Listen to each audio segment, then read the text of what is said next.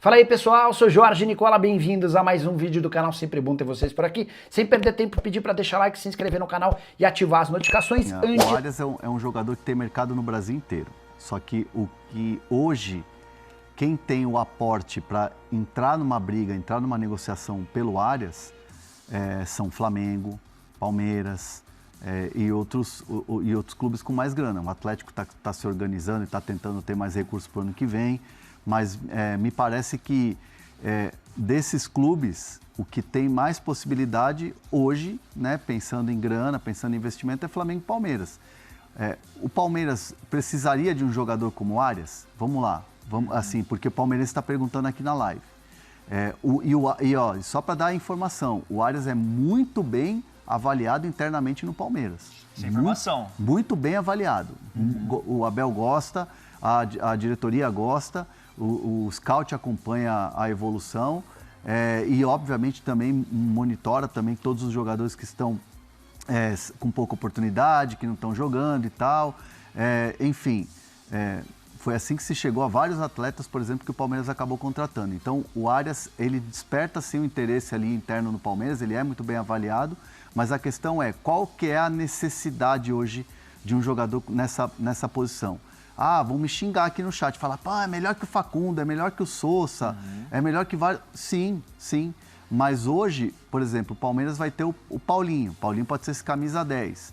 Precisaria de jogadores do lado de campo? Sim, mas assim, o que o torcedor do Palmeiras às vezes precisa entender, que aí é uma questão de cultura de contratações. Quando o Palmeiras foi buscar o Sousa, todo mundo achou legal. O Sousa é um jogador de Premier League. Sim. O Facundo é destaque, é jogador que está sendo convocado para a seleção uruguaia, pelo Bielsa. A nova geração de jogadores da seleção uruguaia, o Facundo Torres é um deles. Todo mundo vibrou com as contratações. O cara de repente não deu certo, não se adaptou, não teve um ano bom. Cara, quem garante que o Arias vai chegar e vai ser o Arias do Fluminense no Palmeiras agora? Exato. Então tem muita análise que é feita com cautela dentro dos clubes antes de chegar e fazer um aporte para uma contratação. Porque assim, é aquela coisa, o que eu ouço muito nos bastidores do Palmeiras da alta cúpula se a gente ficar olhando a rede social, a gente contrata e descarta um jogador por semana. Então assim... Tem que ir com muita calma. O Palmeiras vai perder o Arias para o Flamengo. Calma, o Flamengo também ainda nem abriu negociação. É só um interesse. É um interesse que, inclusive, como o Bruno falou, bem disse, existe quem está próximo ao Arias, quem está no dia a dia com o Arias, sabe que há um interesse do Flamengo e que pode chegar um contato, que pode chegar uma proposta. Então nós estamos falando de um mercado que começa a se movimentar e que ainda não dá para cravar que há uma negociação nem de um lado nem de outro. E até porque o que a gente sabe de informação sobre investimentos do Palmeiras visando 2026 é que não será feito um grande investimento, né? Porque já gastou 700 milhões nesse ano. Vai ter uma mexida pontual, sim. É pontual. No Palmeiras vai ter. Vai ter uma mexida pontual. Mas não a esse ponto de pagar 20 milhões de euros num jogador, talvez. Não vai ter, tipo, 700 milhões, a contratação do Tigrinho e o... Eu tô falando de exemplos, tá? Sim. Não vai ter um Vitor Roque e um Andréas Pereira. Tá. Tipo assim, um aporte espetacular, milionário. Vão ter contratações e vai depender muito do que vai ter de saída, né? Também no Palmeiras. Então, vamos pensar que, cara, o Palmeiras tem 2 jogadores para 2026 que estão voltando, que é o Paulinho e o Evangelista. Precisa de um substituto para o Evangelista. O Palmeiras olha também porque pode ser que o Aníbal Moreno saia com o interesse do River Plate. Será que o Emiliano Martínez vai ter mercado? Será que o Emi Martínez continua? Vai ter que buscar espaço, vai ter que melhorar. Fez uma boa partida até contra o Atlético Mineiro. Achei que o desempenho dele foi bom. Mas assim, é uma situação que não adianta, tem que esperar. E não esperem que o Palmeiras vá abrir um caminhão-pipa de dinheiro e vai sair assim, e tal, entendeu? Sim. Porque já fez um aporte importante ali de quase 800 milhões de reais. Preciso falar agora sobre o leilão por Everton Cebolinha. O jogador que vai deixar o Flamengo nessa janela de transferências foi alvo de 6 clubes brasileiros. Sondagem. 3 deles a gente já tem certeza. Corinthians, Palmeiras e Grêmio. Outras 2 possibilidades Atlético Mineiro e Cruzeiro. Nenhum dos dois clubes confirmam o interesse, mas a especulação envolvendo os times de Minas é bastante grande. Importante registrar que o Cebolinha está decidido a sair do Flamengo depois da Copa do Mundo de Clubes, ou melhor, do Intercontinental de Clubes, que começa pro Fla na próxima quarta-feira. O Flamengo foi campeão na quarta-feira passada, vencendo o Ceará, e na festa do título o Cebolinha disse o seguinte, abre aspas, não estou contente em não ter a sequência de jogos que eu necessito. Foi a deixa para que o Flamengo fizesse essa negociação. Já havia contado para vocês que se o rubro-negro não vender o Cebolinha até 31 de dezembro, vai precisar pagar ao Benfica, a partir de 1º de janeiro, 1,5 milhão de euros. Isso consta no contrato entre as partes. Quando o Flamengo comprou do Benfica por 13,5 milhões de euros, já existia essa cláusula no acordo. E o sonho de Leila Pereira em seguir como presidente do Palmeiras depois de dezembro de 2027 subiu no telhado. Na semana passada, a atual mandatária alviverde admitiu que se encontrou no futebol e pretende seguir atuando no esporte durante bastante tempo. Até por isso, a Leila trabalhava nos bastidores durante toda a temporada de 2025 para que em 2026 conseguisse a alteração do Estatuto do Palmeiras, permitindo a ela buscar mais uma reeleição. O atual estatuto permite que o presidente eleito consiga apenas uma vez ser reeleito.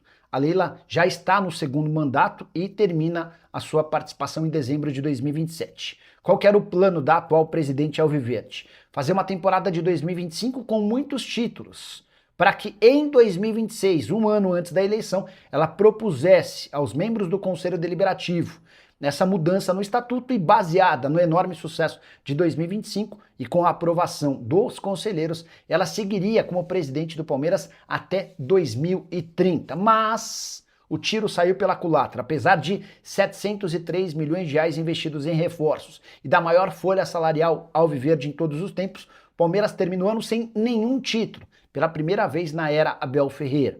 Ou seja, a chance de a Leila Pereira emplacar esse terceiro mandato dentro do Palmeiras em 2026 é muito pequena, para não dizer zero.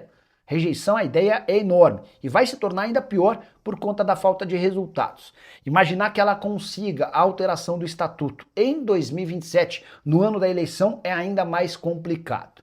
Então, diante desse cenário, deveremos estar assistindo aos últimos meses da presidente à frente do Palmeiras. Se ela tem o sonho e o objetivo de seguir à frente do futebol, eu não descartaria que Leila Pereira tentasse a compra da SAF do Vasco assim que deixar o Palmeiras, papo para 2028.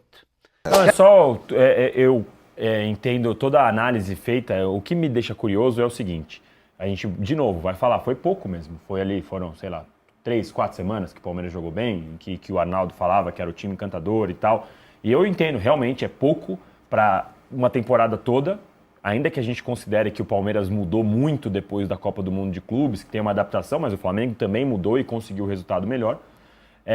O que me deixa curioso é porque a gente tinha dúvida se em algum momento o Palmeiras do Abel ia conseguir jogar daquela forma. E conseguiu. Sim. Poucas vezes, com times XY em casa, ok. E aí conseguiu. Só que aí quando o Palmeiras caiu, não é que o Palmeiras caiu de produção só contra o Mirassol ou só contra o Cruzeiro, como a gente já viu várias vezes acontecer. O Palmeiras caiu de produção contra times que ele normalmente passava por cima. Jogando bem, jogando mal, mas jogava.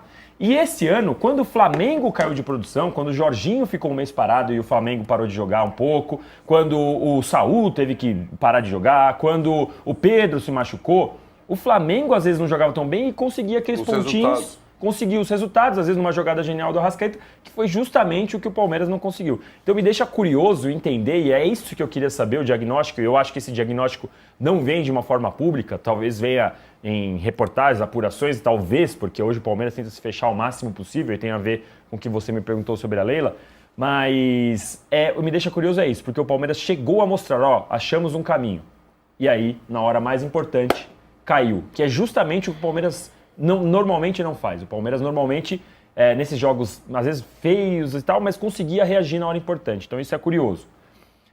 Sobre a sua pergunta da Leila, ela deu a entrevista lá para a ESPN, falando sobre o terceiro mandato, mas isso não é exatamente novo, já é um plano traçado desde julho, por conta da desconfiança que tem a atual gestão em cima dos possíveis nomes, o Buozzi e o Everaldo. Já até me falaram que o Everaldo não tem chance nenhuma de ser candidato e tal, então seria o Buozzi mesmo.